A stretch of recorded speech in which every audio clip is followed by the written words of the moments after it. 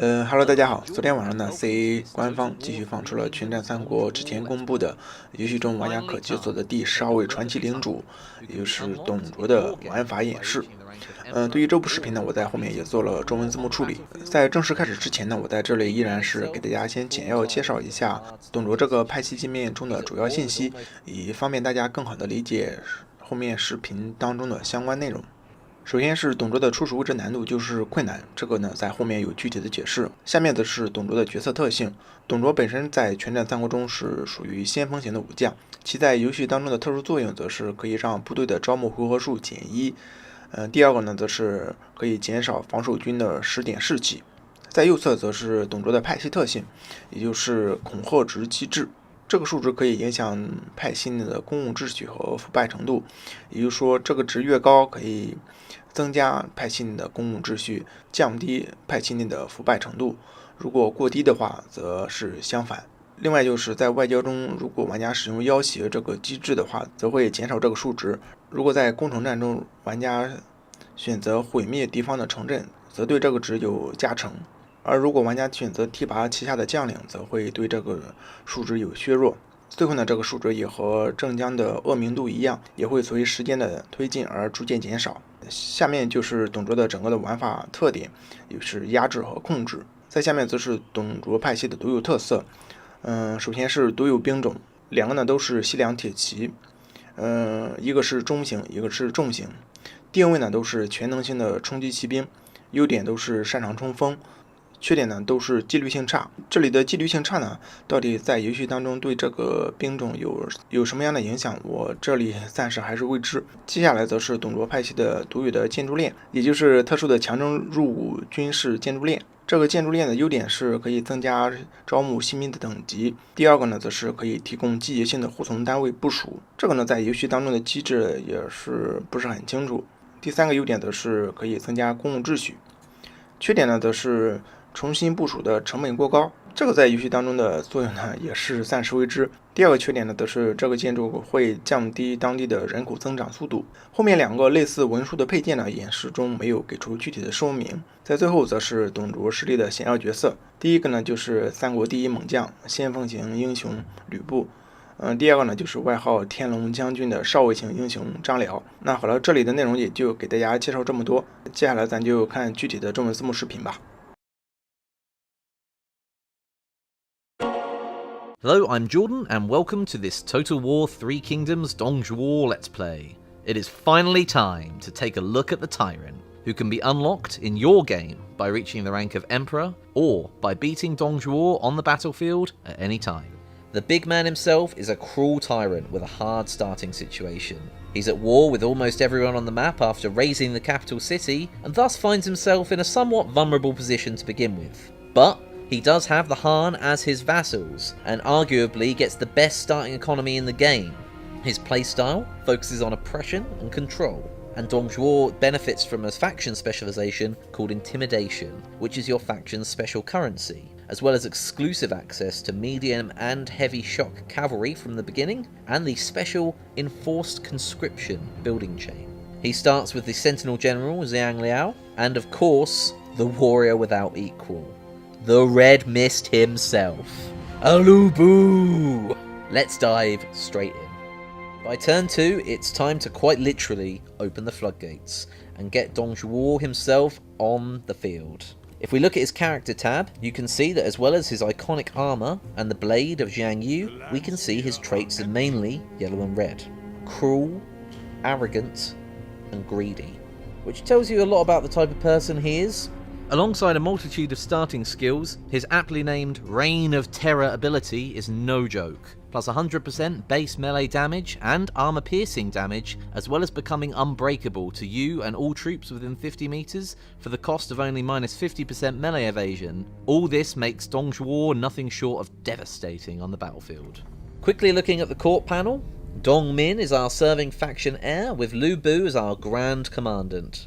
We have a lot of starting characters available to us, because with Dongjwar there are a number of more advanced mechanics accessible to him from turn 1. It's springtime of 191 AD, and although the coalition has failed in an attempt to bring me down, my enemies are regrouping.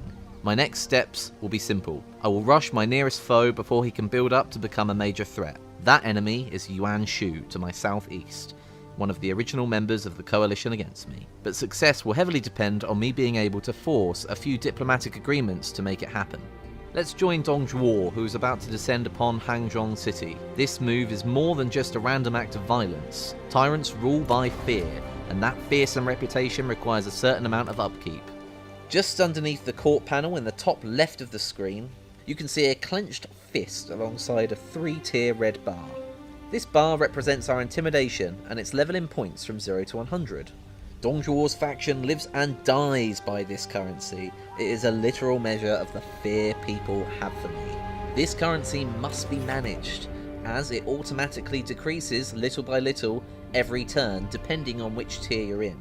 Acts of aggression or evil such as razing a settlement to the ground, brutally killing one of my own court members in front of the rest, annexing a Han settlement by force, or just by winning battles, all raise my intimidation. Whereas using a coerce action to force diplomatic success, promoting someone, losing a battle, or losing a settlement all lower my intimidation. Every action I make needs to consider this intimidation level if I'm to keep my iron grip on my empire. So, while my intimidation level is strong, I'm going to flex on my vassals. Making a coerce move in diplomacy uses up exactly 30 points from my intimidation bar. Coercion can be used to force just about any political action. Here, I have demanded that the Han put 6.5k cash and a lucrative trade deal on the bargaining table. But why offer them anything of worth for it when I can simply coerce them into handing it over? I need to make a fast, high-impact assault early in the campaign here to harness my advantage, and that takes money. By the summer of 191 AD, Hangzhong is looking ripe for the taking, which will earn me a solid 10 points of intimidation. I want to make one more coerce move before launching the attack, but I can't afford to go into the lowest tier of intimidation and suffering the associated penalties. I'm on 49 currently, and I need to get to just under 60, so I think I need to make an example of someone surplus to requirements. Nifu is an overhead I don't need and plays no part in my grander strategy. However, he can serve as a martyr for the cause in this instance. He's going to get the chop, literally. It's worth it to earn the extra intimidation points I need. An execution gives us plus 10 intimidation and plus 250 confiscated funds, but does give us a 5-turn minus 10 satisfaction to all other characters. A worthwhile cost at this time, but not worth repeating too often. Now, let's enter diplomacy again to lock down the support I need from Liu Biao before engaging my real target, Yuan Shu. Liu Biao neighbours Yuan Shu's territory. We have a non-aggression pact with him, as well as a trade agreement too, which makes him a rare potential ally. I'm going to force him into a coalition with me, which achieves two things. It protects any Han provinces near Liu Biao, and focuses his war efforts on Yuan Shu before I get there. When the time comes, we may well be able to take on Yuan Shu together. After that, I'll reassess Liu Biao's usefulness to me.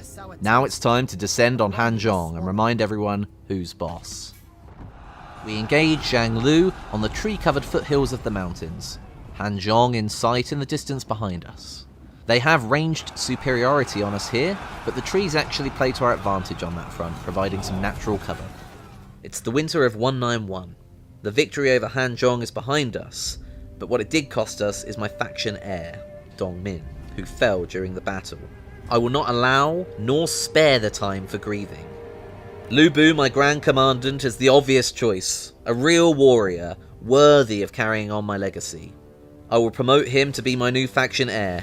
I will muster him a magnificent army, worthy of my banner, and let him loose, cutting a bloody path through the bandits of the Black Mountains in the east, crushing them as a threat. I will lead Dong Zhuo on the long journey down the Shangyong Valley, annexing as I go to maintain my intimidation. My aim is to strike at the heart of Yuan Shu's empire, Nanyang, and burn it to the ground. A few turns on, and by harvest season of 192, Lu Bu has managed to catch Zhenjiang unaware and worn down as she sieges a Han fishing port in Yi. She runs in fear of what's to come, but Lu Bu is unrelenting and gives chase. He quickly wins the battle. He has a huge numbers advantage. I choose to annex the fishing port to regain some troops. But I purely wish for Lu Bu to cause havoc here and find fights, gaining the intimidation. Zhen Zhang retreats to Yi town proper, and instead of pursuing her, I set an ambush just outside of it, guarding the river crossing, waiting to see if I could catch her or anyone else unaware in my trap. After several seasons' travel, Dong Zhuo is finally in place as the winter of 192 AD sets in, and I move forward, taking position on Nanyang. I'm halted in my tracks though. Yuan Shu has moved up and taken position in a forward encampment, cutting off my route to the city. The battle favours him too much for me to be foolhardy enough to engage him here while he has the advantage. Across the way, in Yi, Lu Bu comes up trumps again. I clearly said I wanted Lu Bu to go out and cause havoc, and that's exactly what he has done. Firstly, wounding Zhen Zhang, and now Zhang Yan falls into my trap as well as he attempts to cross the Yellow River into my territory in the desert. They would have done better working together. To fight Lu Bu in standard combat is one thing, but to face him unprepared as he closes in around you from all sides with the fury of over 200 heavy and medium shot cavalry to his name, the result wasn't pretty. Another trophy for Lu Bu as the king of the Black Mountains joins the scores of those who have fell to his blade. A baptism of blood and fire to begin his reign as my adopted son and heir, truly worthy of the Dong dynasty. Back in Nanyang, spring is on the horizon, and I move Dong Zhuo towards the city. I'm just short of the movement I need, but it might just be enough to draw Yuan Shu out into open combat. Finally, the snake emerges. Yuan Shu has to take on the fight before my coalition reinforcements in Liu Biao's army arrive. The battle is truly close, but yet again, it's my shock cavalry that I owe this victory to. Combining clever use of guerrilla deployment with good flanking enabled them to cause maximum disruption to Yuan Shu's copious ranged backlines. Yuan Shu survives the battle, but is undoubtedly about to lose the war. Next turn, supported by Liu Biao's forces, we close in on Nanyang and deliver the killing blow. That treacherous cur Yuan Shu is delivered to me after the battle, and as a man of my word, I execute him without hesitation, and burn Nanyang to ashes. It can serve as a symbol, not far from the embers of Liu Yang. The first part of my conquest is complete, and what would you know? Dao Chan and I are to be married. It seems like everything's coming up Dong Zhuo. Thanks very much for watching.